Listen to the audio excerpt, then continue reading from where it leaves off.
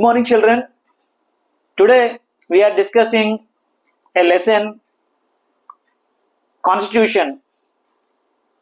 What is meant by Constitution? It means a set of rules and regulations which are followed by the people and government. Example, if you take our school, we are also following rules and regulations. Simply we can call what are the rules and regulations. For an example, timetable. If there is no timetable in a school, so everything will be disturbed in the school. So that means for a school or anything, it needs some rules and regulations. If there is no rules and regulations, that work will not go smoothly. So I think now you understood the meaning of the Constitution. It should be followed by the people and also government, that is rules and regulations. And coming to the next important point is, our Constitution is the lengthiest Constitution in the world and a draft Constitution, and it includes about president and government, legislature, judiciary, etc. So in the Constitution of India, it starts with the preamble. What is the meaning of the preamble? It is nothing but a introduction to the Constitution. Government of India Act 1935. What this act telling? Establishment of all India federation consisting of states and princely states. Powers were given to the center and states. This act introduced diarchy at the center and also introduced the autonomy of the states. And about Motilal Nehru, he is the father of Jawaharlal Nehru, acted as a chairman for the Constitution in 1928. We can call it as the initial Constitution. Based on that Constitution, or a Nehru report, or Karachi session 1931 resolution, they want one thing, that is universal adult franchise in the Constitution. That means the right to vote to all the people who are completed at the age of 18 years onwards. But initially it was 21 years. Elections to the Constitution Assembly was held in the July 1946. At that time, how many members are there means? Total 389 members, in which 292 are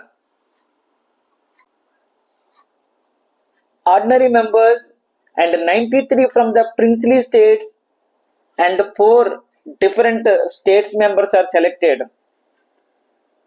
But after independence, it is divided as Indian Constitution and Pakistan Constitution.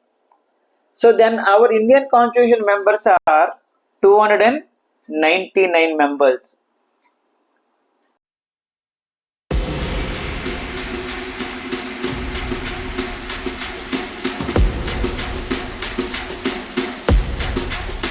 We'll discuss about Bhimrao Ramji Ambedkar. So he was born on 14th April 1891. One thing you remember, he is the father of our Indian Constitution. born in Madhya Pradesh. He faced a number of challenges during his childhood because he belongs to depressed caste, Mahar caste. So he worked for the welfare of the depressed caste, that is SC and ST. అతను చిన్నతనంలో స్కూల్లో కానీ అతను ఉన్న పరిసరాల్లో కానీ తను చాలా ఇబ్బందులు ఎదుర్కొన్నాడు. అంటే బయట కూర్చొని చదువుకోవడం,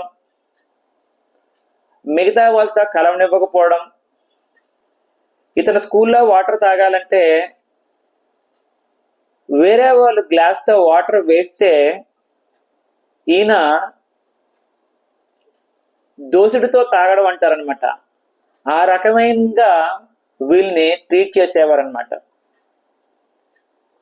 And his father was a subedar in the British Army.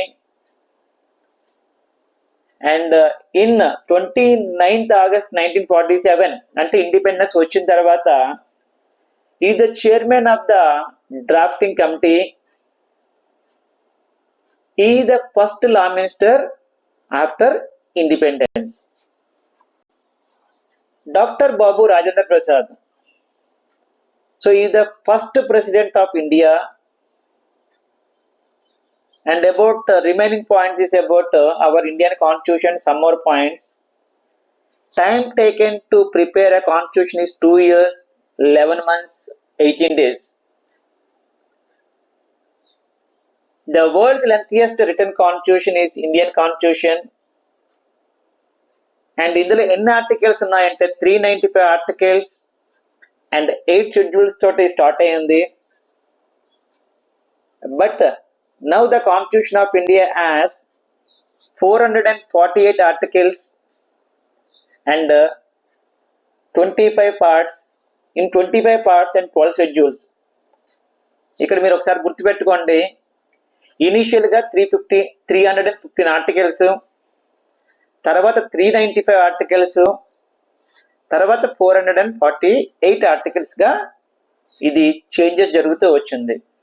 దాన్ని sovereign, socialism, secularism, democratic, republic, ఈ 5 పాయింట్స్ గురించి మీరు తెలుసుకుంటే ఈ లెసన్లో మీకు చాలా వరకు అర్థమైనట్టే. సో ఈ 5 పాయింట్స్ నేను కొద్దిగా షార్ట్గా చెప్తాను. The preamble declares India as a sovereign state. Definition చూద్దాము. సోవరిన్ అంటే the country has a supreme right to make decisions. Supreme right. Another one is the complete power to take decisions in internal and external matters. So internal గా కానీ external గా కానీ వేరే వాళ్ళతో సంబంధం లేకుండా మనకు మనమే పరిపాలించుకున్న దాన్నే సోవరిన్ అంటాము. ఇంగ్లీష్లోని సర్వసత్తాక ఆర్ సార్వభౌమాధికారం అని కూడా అంటాము. సర్వసత్తాక రాజ్యము, సార్వభౌమాధికారము ఉన్నదాన్ని ఇంగ్లీష్లో సావరిన్ అంటాము. And socialism, all are equal. ఇది చాలా ఈజీ డెఫినేషన్ అనుకోండి. ఏ రకంగా ఈక్వల్? అందరూ సమానమే. ఏ రకంగా? Irrespective of wealth, gender, politically or etcetera. చాలా రకంగా సోషలిజం ప్రకారంగా ఈక్వాలిటీ ఉండాలి. సోషలిజం మీన్స్ సామ్యవాదము. And next is about republic. Head of the country, president is elected by the people is known as republic. ఇక్కడ రిపబ్లిక్ అంటే మీకు already గుర్తొచ్చి ఉంటుంది. We are celebrating in the schools republic day. On which day we are celebrating? Every year 26th January we are celebrating. What is the meaning of this Republic Day mean? Telugulo Ganatantramu antamu. That means president is elected by the people అనొచ్చు. లేదా head of the country selected by the people అనొచ్చు. అంటే ఒకప్పుడు రాజులు వాళ్ళ వారసులు పరిపాలించే వాళ్ళు, ఇప్పుడు president పరిపాలించడాన్నే we can call as republic. And the next definition is secularism. మన ఇండియా లాంటి కంట్రీకి it is an important point. Secularism అంటే లౌకికవాదం అంటాము, అంటే అన్ని మతాలు సమానమే. చాలా చిన్న డెఫినేషన్ అమ్మా. All religions are equal. The government will not favour any religion. ఈ రెండు పదాలు కూడా గుర్తుపెట్టుకోవాలి. ఇక్కడ నేను షార్ట్ కట్ లో డెఫినేషన్స్ ఇచ్చాను, బట్ అవి వెరీ షార్ట్ గా ఉన్నాయి, కానీ రెండేసి డెఫినేషన్స్ కూడా ఇవ్వడం జరిగింది. And the next one is democracy. ఇది మీరు 6th క్లాస్లో కూడా నేర్చుకున్నారు. అబ్రహాం లింకన్ డెఫినేషన్ కానీ, లేదంటే డెమోక్రసీ అంటే ప్రజాస్వామ్యం అని కానీ, ప్రజాస్వామ్యంలో ప్రజలే పరిపాలించుకుంటారని. సో ఇక్కడ మంచి డెఫినేషన్ ఏంటంటే demo means people and cracy means rule. Okay,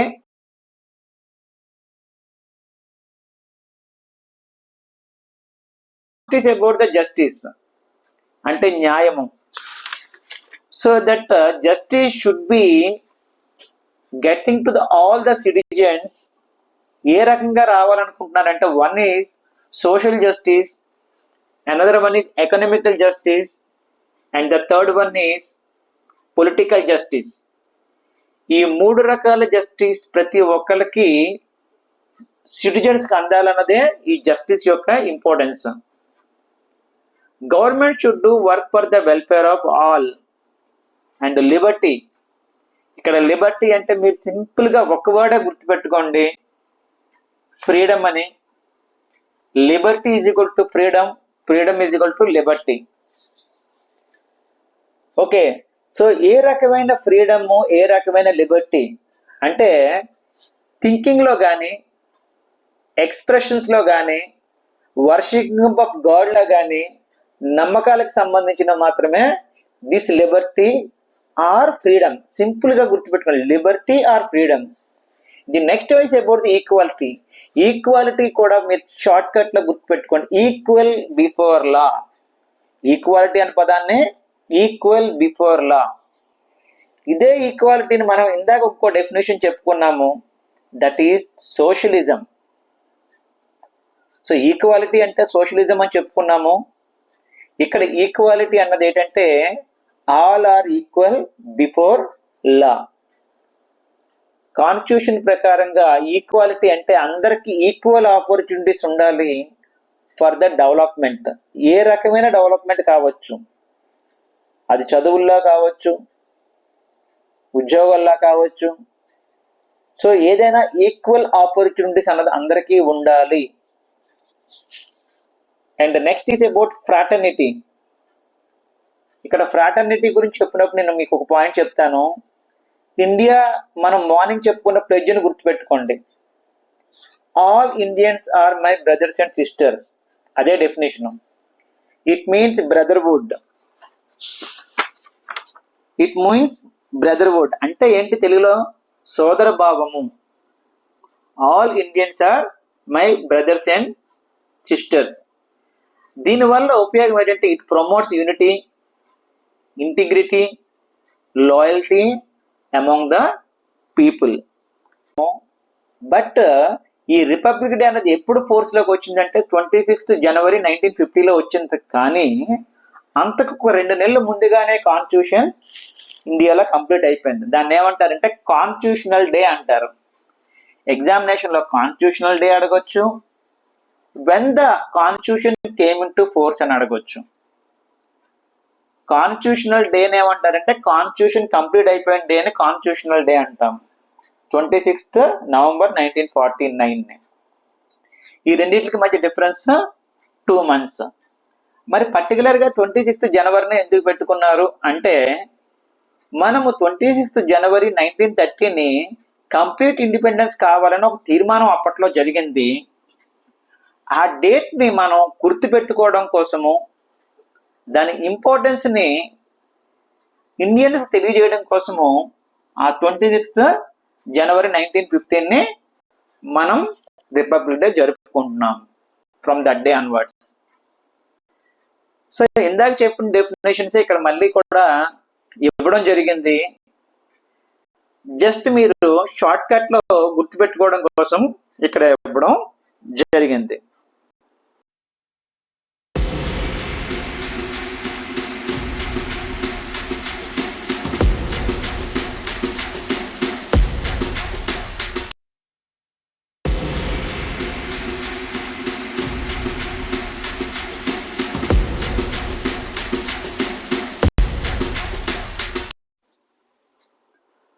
Now we will discuss about fundamental rights.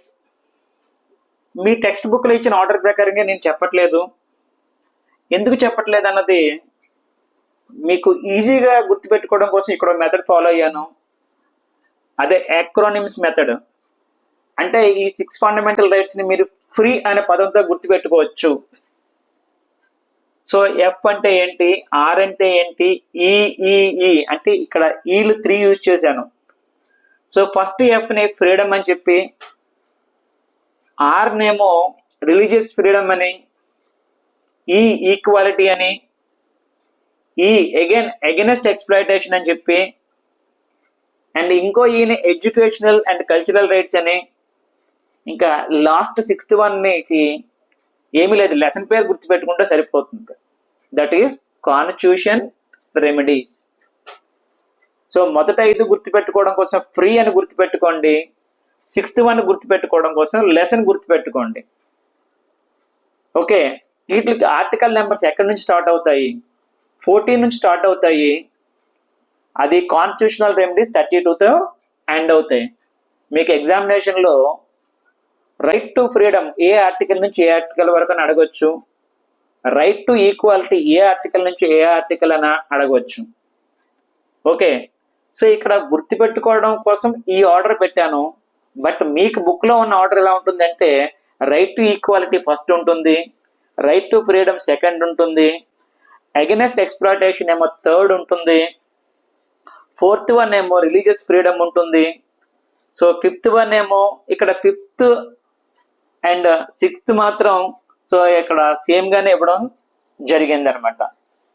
So మిగతాయి మాత్రం కొద్దిగా ఆర్డర్ అయితే మిస్ అయ్యగానే మిగతా అన్ని సేమ్గానే మీరు గుర్తుపెట్టుకోవచ్చు. సో ఇక్కడ మనకు 2 పిక్చర్స్ ఇచ్చాను. ఒకటేమో అన్ని మతాలు సమానమే, ఇంకోటేమో ఎడ్యుకేషనల్ రైట్స్ గురించి. ఇక్కడ మీకు ఎక్స్ప్లెనేషన్ ప్రకారంగా చూసుకుంటే రైట్ టు ఈక్వాలిటీ అంటే అన్ని రకంగా కూడా మనకి ఈక్వాలిటీ కావాలి. అది ఎడ్యుకేషన్లో కావచ్చు, ఎంప్లాయ్మెంట్ ఆపర్చునిటీస్లో కావచ్చు. వన్స్ అపాన్ అంటే ఒక ప్రాబ్లం ఉండేది, untouchability.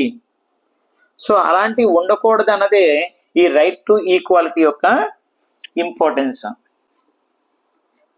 And next is about right to freedom. ఇక్కడ ఈ ఫ్రీడమ్ ప్రకారంగా ఎవరైనా కూడా యూనియన్స్ స్టార్ట్ చేసుకోవచ్చు. అంటే కంపెనీలో యూనియన్స్ ఏమి ఉంటాయి కదా అలా. తర్వాత ఏ స్టేట్ నుంచి ఏ స్టేట్కైనా మూవ్ అవ్వచ్చు ఇండియా మొత్తం మీద. ఇండియా మొత్తం మీద మీరు ఎక్కడైనా సెటిల్ అవ్వచ్చు. ఓకే, సో అలాగే రైట్ టు లైఫ్ కూడా ఇందులో ఇంక్లూడ్ అయి ఉంది, అంటే జీవించే హక్కు. ఓకే, దీన్నే రైట్ టు ఫ్రీడమ్ అంటారు. And next third one, according to text book order I'm telling, against exploitation. అంటే ఒకప్పుడు ఫోర్స్డ్ లేబర్ ఉండేది, the forced labour are prohibited, అంటే వెట్టి చాకరీ అన్నది నిర్మూలించారు. మరొకటి, no child below the age of 14 shall be employed in any factory. So ఇక్కడ 14 సంవత్సరాల లోపల వాళ్ళు ఎవరు కూడా పని చేయకూడదు. సింపుల్గా చెప్పాలంటే they have to go to the school. దాన్నే మనం సింపుల్గా ఏం చెప్పుకోవచ్చు, ఎడ్యుకేషనల్ రైట్స్ అని కూడా చెప్పుకోవచ్చు. ఏ రకమైన ఎక్స్‌ప్లాయిటేషన్ జరగకూడదు అంటే 2 రకాల ఎక్స్‌ప్లాయిటేషన్ జరగకూడదు. అంటే ఎక్స్‌ప్లాయిటేషన్ అంటే ఒక రకంగా చెప్పాలంటే అవతల వాళ్ళని ఇబ్బంది పెట్టడం, నిరోధించడం లాంటివన్నమాట. అంటే ఒకప్పుడు వెట్టి చాకిరీ చేయించుకుండేవారు, పిల్లలతో పని చేయించుకుండేవారు. ఇలాంటివన్నీ లేకపోవడాన్ని ఏమంటారంటే అగైన్స్ట్ ఎక్స్‌ప్లాయిటేషన్ అంటారు. Right against exploitation. ఓకే. ఇప్పుడు పిల్లలకి ఫ్రీ ఎడ్యుకేషన్ ఉంది according to the educational and cultural rights. So ఆ కల్చరల్ రైట్స్ ప్రకారంగా కూడా ఒక మతానికి సంబంధించిన వాళ్ళు, అదే మైనారిటీలు కావచ్చు, ఎవరైనా కావచ్చు, వాళ్ళ కల్చర్ని కూడా ప్రిజర్వ్ చేసుకోవచ్చు. అలాగే ఎడ్యుకేషన్ ఇన్స్టిట్యూషన్స్ కూడా పెట్టుకోవచ్చు. ఎడ్యుకేషన్ డెవలప్మెంట్ అన్నది ఇక్కడ important thing. Either education and cultural rights. And మొదటి 5లో ఏదైనా ఇబ్బందులు ఉంటే ఆ విషయాన్ని మీకు సాల్వ్ చేసుకోవడం కోసం కోర్టుకి వెళ్తారు. ఐదర్ హైకోర్టుకి కానీ సుప్రీం కోర్టు కానీ వెళ్ళేదాన్ని ఏమంటారంటే రైట్ టు కాన్స్టిట్యూషనల్ రెమెడీస్ అంటారు. సో ఇప్పుడు రైట్ టు ఇన్ఫర్మేషన్ గురించి చూసుకుందాము. మీ టెక్స్ట్ బుక్ లో 2 పాయింట్స్ ఇచ్చారు. ఆర్టీఐ అంటే ఏంటి? 2005 సంబంధించిన యాక్ట్ ఇది, right to information act. The right to information act empowers every citizen to seek any information from the government. అదే గవర్నమెంట్ నుంచి మీరు ఏ ఇన్ఫర్మేషన్ కావాలన్నా వితిన్ 13 days లో మీరు తెచ్చుకోగలుగుతారు. అంటే వాళ్ళకి మీరు ఒక లెటర్ పంపిస్తే వితిన్ 30 days లో వాళ్ళు అందుకున్న ఆ లెటర్ దగ్గర నుంచి 30 days లో మీకు ఇన్ఫర్మేషన్ ఇస్తారు. దీనికి ఒక చిన్న ఎగ్జాంపుల్ చెప్తాను. ఒక నర్సీపట్నంలో మీకు దగ్గరలో గవర్నమెంట్ హాస్పిటల్ ఉంది. హాస్పిటల్కి మీరు మీ ఆధార్ తాలూకా కాపీ ఎన్క్లోజ్ చేసి దానికి స్పెషల్ ఎడిటివ్ స్టాంప్ అంటించి మీకు కొంత ఇన్ఫర్మేషన్ కావాలని చెప్పి పంపించవచ్చు. అంటే ఏ ఇన్ఫర్మేషన్ అంటే మీ హాస్పిటల్లో ఎంతమంది గవర్నమెంట్ డాక్టర్స్ ఉన్నారు, అందరూ ఏ స్పెషలిస్టులు ఉన్నారు, వాళ్ళు ఏ రోజు హాస్పిటల్కి వస్తారు, ఇంకా హాస్పిటల్లో ఏ రకమైన ఎన్ని బెడ్స్ ఉన్నాయి, ఎలాంటి ఫెసిలిటీస్ ఉన్నాయి మాకు తెలియజేస్తూ ఇన్ఫర్మేషన్ ఇవ్వండి అని చెప్పి మీరు ఒక గవర్నమెంట్ ఆర్గనైజేషన్ లెటర్ వేస్తే వాళ్ళు అందిన లెటర్ దగ్గర నుంచి 30 days లో మీకు ఇన్ఫర్మేషన్ ఇవ్వడం జరుగుతుంది. ఇన్ కేసు వాళ్ళు 30 days లో మీకు ఇన్ఫర్మేషన్ ఇవ్వకపోతే మీరు ఫైన్ కూడా కలెక్ట్ చేసుకోవచ్చు వాళ్ళ నుంచి. అది ఎంత ఏంటన్నదే మళ్ళీ మన తర్వాత డిస్కస్ చేసుకుందాము. సో దీన్ని మనం 21A ఆర్టికల్ అంటాము. 86th అమెండ్మెంట్ ప్రకారంగా ఇది వచ్చింది. 86th amendment. సో ఇక్కడ అమెండ్మెంట్ అంటే మన కాన్స్టిట్యూషన్ లో మార్పులు చేర్పులు చేసేదాన్ని అమెండ్మెంట్స్ అంటారు. మనము లెసన్ ఎండింగ్ లో దీని గురించి మళ్ళీ ఇంకొకసారి డిస్కస్ చేసుకుందాం. అమెండ్మెంట్ మీన్స్ మార్పులు చేర్పులు. Okay. And our parliament recognised education as a fundamental rights as a part of right to the freedom. So ఇది రైట్ టు ఫ్రీడమ్ సంబంధించి as a part of the right to freedom.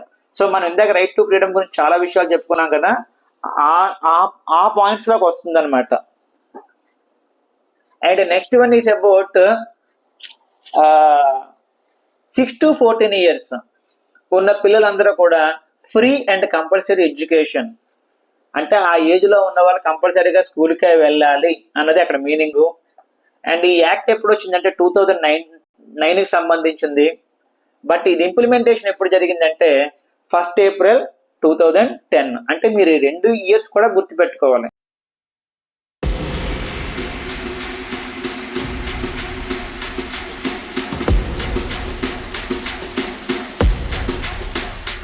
మనకి rights కావాలంటే duties చేయాలి. మనం duties చేస్తేనే rights ఉన్నట్టు. So అలా మీరు గుర్తుపెట్టుకోండి. The first one is to abide the constitution and respect the national flag and the national anthem. Okay. మనం నేషనల్ యాంథమ్ని కానీ ఫ్లాగ్ని కానీ మనము రెస్పెక్ట్ ఇవ్వాలి, మనం గౌరవించాలి. Second one, to cherish the ideals of the freedom struggle. So ఒకప్పుడు independence సంబంధించి పోరాటాలు చేసే ఆదర్శాలని మనము అనుసరించాలి. అది సెకండ్ వన్ మీనింగ్. అండ్ ఆ ఐడియల్స్ ఉన్నాయి కదమ్మా, ఆ ఐడియల్స్ ని we have to follow. Third one, so to protect the sovereignty, unity and integrity. So ఇక్కడ మనం ఆల్రెడీ సావరెన్ అనే డెఫినేషన్ చెప్పుకున్నాం కదమ్మా, అవి మనం డెవలప్ చేసుకోవాలి. ఓకే, సో ఒక ఐక్యతను మనలో డెవలప్ చేసుకోవాలి. అలాగే మనం ఒక యూనిటీ, ఇంటిగ్రిటీ అన్నది కూడా మనలో ఉండాలన్నది third point. To protect, protect అంటే సంరక్షించుకోవడం. And defending the country. So మన దేశాన్ని మనం కాపాడుకోవాలి. బట్ ఎవరు కాపాడుతున్నారంటే మన దేశాన్ని మనం కాపాడుకోవడంతో పాటు ద మెయిన్ కాపాడే వాళ్ళు ఎవరంటే navy, army and air force. ఇవి కాకుండా మన బాధ్యత ఎంత ఉందో మనం కూడా మన దేశాన్ని డిపెండ్ చేసుకోవాల్సిన అవసరం ఉంది. To promote harmony and brotherhoodness. ఇక్కడ ఆల్రెడీ మనం ఇందాక చెప్పుకున్నాము, ఫ్రాటర్నిటీ అంటే బ్రదర్హుడ్నెస్ అని చెప్పి, మనలో సోదర భావాన్ని పెంపొందించుకోవడాన్ని ఫ్రాటర్నిటీ అంటాము. అగైన్ ద సేమ్ ప్రమోట్ చేసిన అదే విషయాన్ని మనం ఇక్కడ కూడా ఒక డ్యూటీ కింద చెప్పుకుంటున్నాము. అక్కడ ఫ్రాటర్నిటీ డెఫినేషనే ఇక్కడ మనం డ్యూటీ కింద చెప్పుకుంటున్నాము. And to preserve rich heritage and culture. So మనకి వారసత్వం సంబంధించిన కొన్ని ఉన్నాయి కదమ్మా, అంటే ఒక మెయిన్ కన్స్ట్రక్షన్స్ లాంటివి తీసుకుంటే అవన్నీ కూడా మనం రక్షించుకోవాల్సిన అవసరం ఉంది. అది. And seventh one, to protect natural environment. So ఇక్కడ ఎన్వైర్న్మెంట్ కి సంబంధించి చూసుకుంటే అడవుల్ని రక్షించుకోవాల్సింది, లేక్స్ని కానీ, రివర్స్ కానీ. సో ఇలా జనరల్గా మనం మన కంట్రీకి సంబంధించినవన్నీ కూడా రక్షించుకోవాల్సిన బాధ్యత కూడా మందే, ఆ ప్రొటెక్ట్ చేసుకోవాల్సిన బాధ్యత అంతా మందే. And we should develop scientific temper and humanism. అంటే మానవత్వాన్ని డెవలప్ చేసుకోవాలి అండ్ సైంటిఫిక్గా కూడా డెవలప్ అవ్వాలి. సో ఈ రెండు కూడా ప్రతి ఒక్కరిలో ఉండాలి. And to safeguard public property. ఇక్కడ పబ్లిక్ ప్రాపర్టీని రక్షించుకోవాల్సిన బాధ్యత మనదే. ఇందాక ఎన్విరాన్మెంట్ని కాపాడుకోవాలని చెప్పుకున్నాం ఒక పాయింట్, కంట్రీని కాపాడుకోవాలని ఒక పాయింట్ చెప్పుకున్నాము, పబ్లిక్ ప్రాపర్టీని కాపాడుకోవాలని ఒక పాయింట్ చెప్పుకున్నాం. 2, 3 వేరు. పబ్లిక్ ప్రాపర్టీ అంటే మన బస్సులు కానీ, ట్రైన్స్ కానీ, రోడ్స్ కానీ, ఇలాంటివన్నీ కూడా మనకు సంబంధించిన పబ్లిక్ ప్రాపర్టీస్. అంటే మన ఇంటి ముందు స్ట్రీట్ లైట్స్ ఉంటాయి, అది కూడా పబ్లిక్ ప్రాపర్టీ. ఆర్టీసీ బస్సును తగలబెడితే ఎవరికి నష్టం? ఆర్టీసీ అన్నది పబ్లిక్ ప్రాపర్టీ. ఒక ట్రైన్ తగలబెడితే ఎవరికి నష్టం? It is a public property. And 10th one, strive for excellence. So ఇండివిజువల్గా ప్రతి ఒక్కరు కూడా డెవలప్ అవ్వాలి. దాన్ని ఏమంటారంటే స్ట్రైవ్ ఫర్ ఎక్సలెన్స్. అంటే మనం ఇండివిజువల్గా డెవలప్ అవ్వాలి, ఆటోమేటిక్గా అందరూ కూడా డెవలప్ అవుతుంటారు. సో దాన్ని ఏమంటారంటే కృషి చేయడం అంటాము. ఓకే, ఇంకా లాస్ట్ వన్ మీకు సంబంధించిందే. ఈరోజు మీరు స్కూల్కి వస్తున్నారంటే కారణం to provide opportunity for education. ఇది రీసెంట్గా యాడ్ అయిందమ్మా. To provide opportunities for education అంటే ఎడ్యుకేషన్, విద్యావకాశాలను కల్పించడం అంటాం దీన్ని. సో ఇక్కడ విద్యా అవకాశాలు కల్పించే బాధ్యత ఎవరిది? గవర్నమెంట్ వాళ్ళు స్కూల్స్ పెడుతున్నారు, కానీ మిమ్మల్ని స్కూల్కి పంపించే బాధ్యత ఎవరిది? మీ పేరెంట్స్ కానీ, గార్డెన్ది కానీ. ఓకే,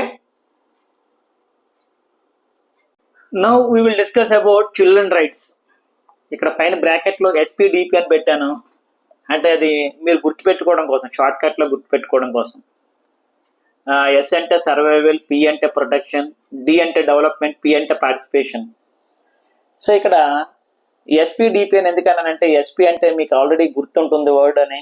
SP అంటే సూపరింటెండెంట్ ఆఫ్ పోలీస్ అని మీకు ఆ పదం గుర్తుండొచ్చు, SP. అలాగే మీకు DP అంటే తెలుసు కదా, వాట్సాప్లో ఉన్న మీ ప్రొఫైల్ పిక్చర్ని కూడా DP అని అంటారు. సో ఆ రకంగా మీరు గుర్తు పెట్టుకోవచ్చు అని చెప్పి నేను SPDP అని గుర్తుపెట్టుకోమన్నాను. First one is right to survival and second one is right to protection and third one is right to development and fourth one is right to participation. ఈ 4 గురించి మనకు ఎక్కువ ఇన్ఫర్మేషన్ అయితే ఇవ్వలేదు, కానీ these we can call as a major rights. ఇది పిల్లల కోసము ఇంపార్టెంట్ రైట్స్.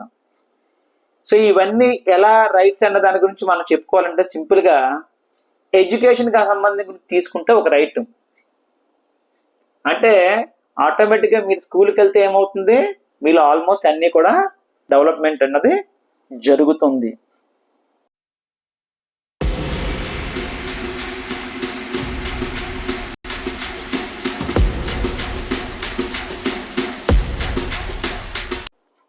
అండ్ ఇక్కడ కీవర్డ్స్ గురించి డిస్కస్ చేసినప్పుడు పైన ఒక పాయింట్ ఇచ్చాను, 2 points. There are 106 amendments up to 2023 September అనమాట. అంటే అప్పటి వరకు అన్ని అమెండ్మెంట్స్ జరిగాయి, ఆ తర్వాత కూడా అమెండ్మెంట్స్ జరిగాయి. సో ఇక్కడ మీకు చిన్న ఎగ్జాంపుల్, 44th అమెండ్మెంట్ అంటే ఏంటంటే రైట్ టు ప్రాపర్టీ అనేది ఒకప్పుడు ఫండమెంటల్ రైట్ లా ఉండేది. అంటే మనం ఫండమెంటల్ రైట్ 6 అని చెప్పుకున్నాము, అవి షార్ట్ కట్ లో ఫ్రీ అని గుర్తుపెట్టుకోమన్నాను. షార్ట్ కట్ లో ఫ్రీ అనే యాక్రోనిమ్ వర్డ్ యూజ్ చేసి, అప్పుడు రైట్ టు ప్రాపర్టీ అనేది 7th one కింద ఉండేది, కానీ అది డిలీట్ అయిపోయింది. దాని అమెండ్మెంట్ అంటారు. మార్పులు చేర్పులు కాన్స్టిట్యూషన్కి ఏదైనా చేస్తే we can call as a modifications అన్ని జరిగితే, ఆల్రెడీ ఉన్న ఆర్టికల్కి మోడిఫికేషన్ జరిగితే that we can call as a amendment. ఆ 44th అమెండ్మెంట్ ప్రకారంగా ఇక్కడ రైట్ టు ప్రాపర్టీ అన్నది డిలీట్ అయిపోయింది, అంటే ఆస్తి హక్కుల గురించి. అండ్ ఇక్కడ నెక్స్ట్ ఇంపార్టెంట్ ఏమిటంటే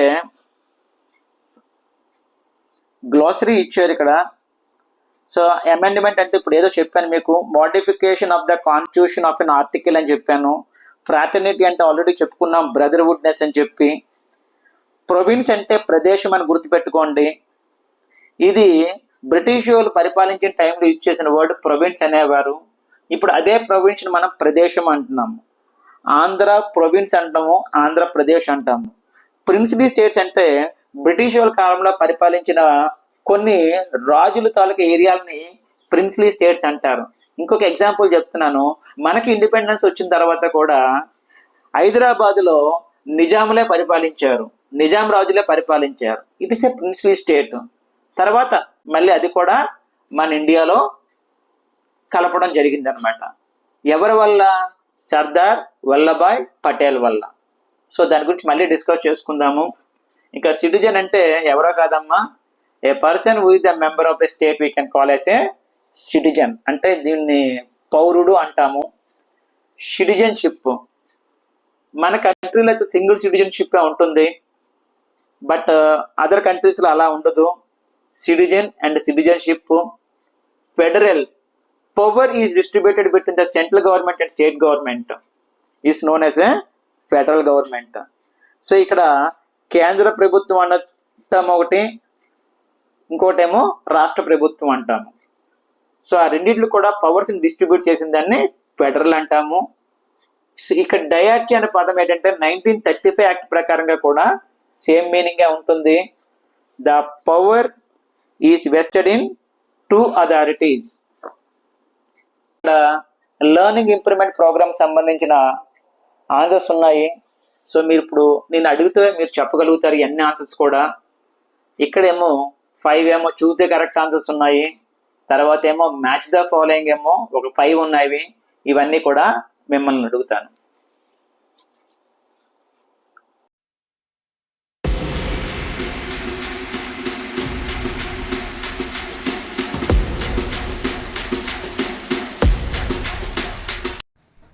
సో ఒకసారి ఈ లెసన్కి సంబంధించిన సమ్మరీ అనుకోండి. ఈ లెసన్లో మనం ఏం డిస్కస్ చేసుకున్నాము?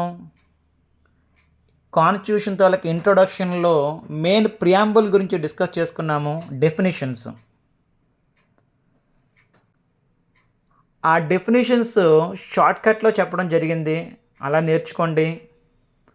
అలాగే ఫండమెంటల్ రైట్స్ని షార్ట్కట్లో ఫ్రీ అని చెప్పాను, FREE అని, అలా గుర్తుపెట్టుకోండి.